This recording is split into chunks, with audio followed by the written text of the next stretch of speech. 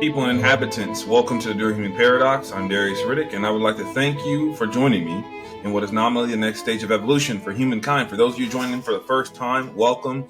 For those of you that may have been here quite frequently, thank you as well. Thank you for your investment of this finite resource known as time, uh, your most valuable asset, of which we do not know how much we all have, but you choose to spend even a short amount of it here. And for that, I'm grateful. And I'm sure that the future generations after will thank you as well, because we are enabling not only a better quality of life for us, but for them as well. And by understanding a lot of these paradoxical health theories and principles, we directly do that. And it's an honor. It's an honor, and I'm grateful to be here on this journey with you all. So, on this day in history, like we always do, planet Neptune is discovered 1846. So, the reason why we talk about history, in order for us to understand where we are, we have to have first known where we've been. And by understanding where we are and reconciling for where we've been, despite the implications in history, we can have foresight on the future and then begin to truly understand what can we do today to create a better quality of life in the future. What can we do that will enable this idea of human evolution, and just improve overall quality of life for generations to come. So there's no better opportunity to do that now because of human willingness, human condition, and understanding it. And then, of course, advancements in technology. So today's topic, I have been doing some some investigating, if you will, as far as just talking to some fellow humans out there, just looking around and seeing what the current trivial ideas are in human performance. And I always come back to this idea where you need to understand the foundations of it. Everyone in some capacity has a goal. They have a mission objective in human performance. And though some people may not understand what I mean when I say those words, if you want to improve something about the human, whether that be you or someone else, that is that is an aspect of human performance. And most of the time, anything we do is somehow linked to human presence, even if it is technology based, if it's computer based, if it's space based, in some form or fashion, human presence is linked to it. So with that thought, if we can improve the quality of that human presence, we can directly translate that to improving the quality of that item. Because whether you believe it or not, every single thing that you use, every single product that you enjoy, or that you use to go from point A to point B, whether that be a car or you shower with, or like some irrigation system, all the above was created in some capacity by a human. And there are certain obstacles and certain things that they had to go through in order to make it possible, right? Because nothing just happens the first time. It takes multiple iterations to get to a point where the process is then improved. And that is one of the foundations of human performance. So if you have a goal, whether that be aesthetic, just a body goal, whether that be performance based, you're an athlete, or you have visions of being an athlete in different capacities, let's say low Earth orbit, or being part of the first humans to establish stable infrastructure on Mars or on the moon. Or if you just want to improve your quality of life for yourself, for your family, or someone that you may care about, it's important to understand the foundations and the principles of how that is even possible. And, this metaphor, this concept helped me about 12 years ago when I first kind of built upon this human performance journey. But I would say if anyone was to take this today and apply it to many of the situations that they encounter, that it wouldn't just simplify it. It would, minimize a lot of the frustration that you may find. And it's pretty silly, to say the least. But it's what we talk about when we talk about the human performance cake.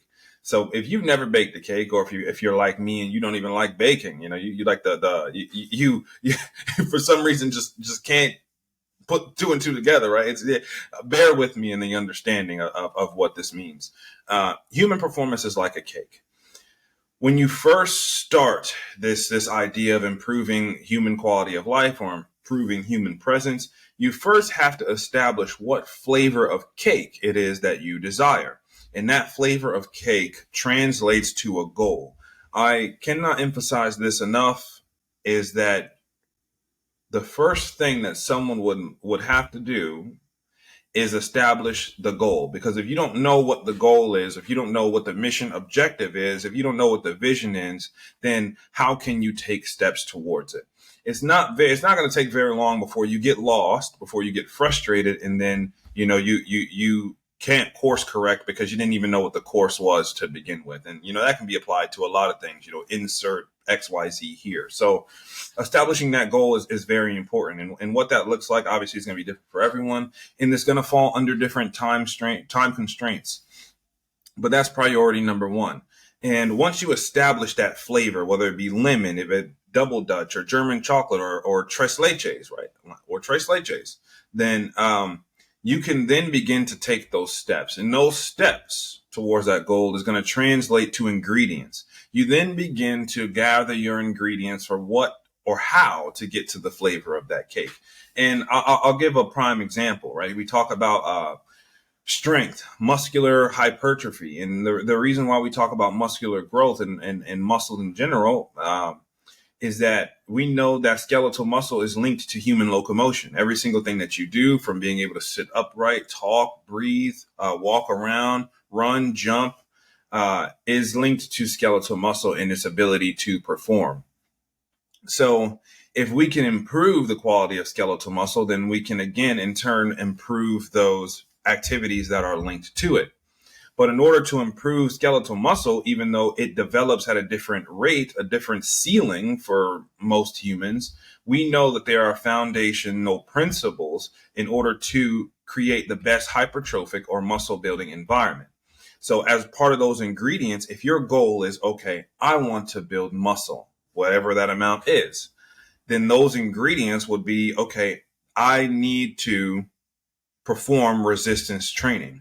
I need to have a load that needs to be overcome by my muscles in order to create muscular damage and then the subsequent repair. So nutrition is going to be a part of those ingredients too. Hydration is going to be a part of those ingredients. And obviously, you can still make the cake if you're missing one or two ingredients, but that's going to change the flavor.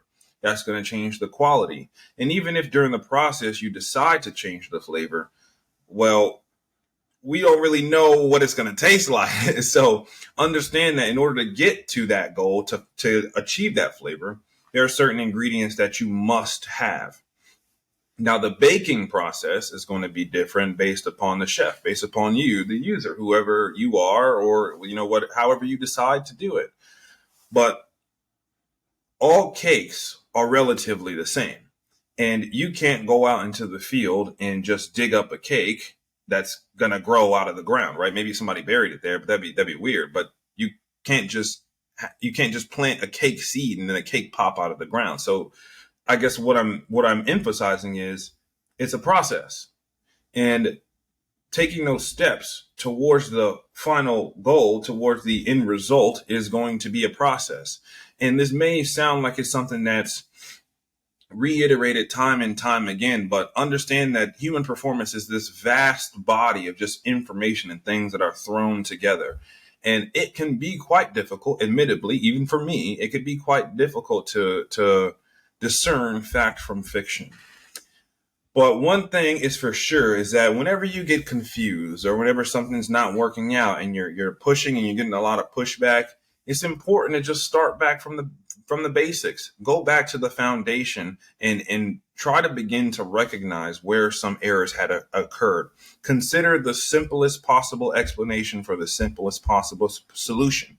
It could have been something that was overlooked from the beginning.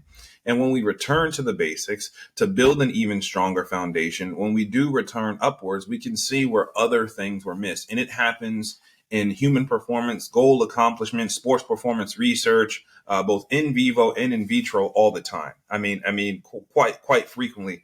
And, I'll be transparent in saying one of the reasons why that happens is because, some professionals and some enthusiasts, across the spectrum, are afraid to start back from the beginning. They're afraid to kind of say, okay, we need to draw the line here and kind of return back to the basics and see what we are missing.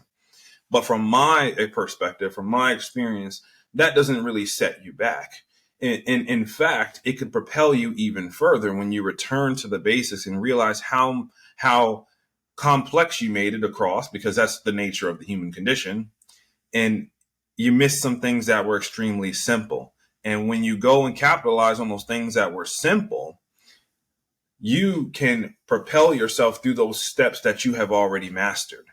And that is what separates the sedentary individual from the enthusiast, from the athlete to the elite athlete, is that understanding, implementation, and furthermore, training. But in essence, these are suggestions. These are just tools. These are resources that are available to you in order to build whatever cake it is that you want. But until next time,